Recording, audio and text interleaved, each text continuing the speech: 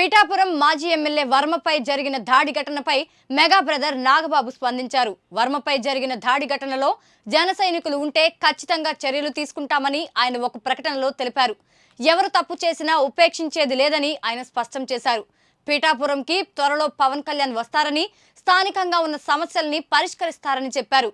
అదేవిధంగా జన సైనికులు కూడా ప్రజా సమస్యలపై దృష్టి పెట్టాలని ఆయన ఆదేశించారు. ప్రస్తుతం జరుగుతున్న పరిణామాల పట్ల పార్టీ కార్యకర్తలు సంయమనం పాటించాలని ఆయన పిలుపునిచ్చారు.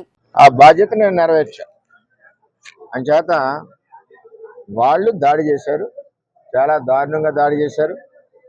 అందులో మా కారులో మండల పార్టీ ప్రెసిడెంట్ గారు ఉన్నారు, ఎక్స్ జెడ్పీటీసీ ప్రసాద్ గారు ఉన్నారు, ఇంకో ఎక్స్ జెడ్పీటీసీ బర్లప్పారావు ఉన్నారు, ఇంకో ఆయన ఎక్స్ ప్రెసిడెంట్ నాగు ఉన్నారు, ఇంకో ఆయన పార్టీ ప్రెసిడెంట్ శివ ఉన్నాడు.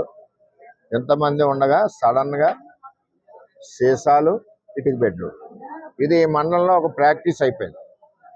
ఇది వరకు సాయి ధర్మతేజ్ గారి మీద కూడా ఇదే దాడి చేశారు.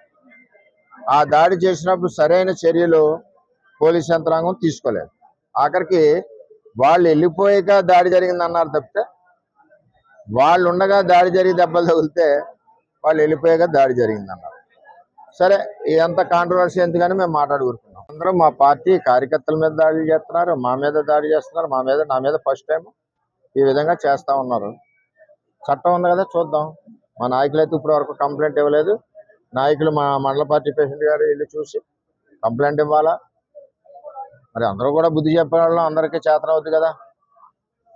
ఏం చేయాలన్నది వాళ్ళు నిర్ణయిస్తారు.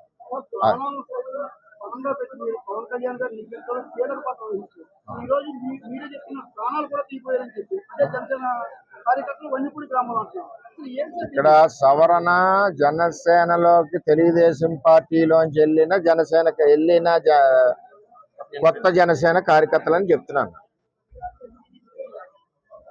ఇది ఎంపీ గారి గ్రూప్. ఇది ఆయన ఇప్పటి నుంచి కాదు, 8 నెలల నుంచి వీళ్ళ ద్వారా తెలుగుదేశం పార్టీ మీద పోరాడుతూ ఉన్నాడు. జనసేన బలానికి పనిచేయలేదు ఆయన ఎప్పుడు.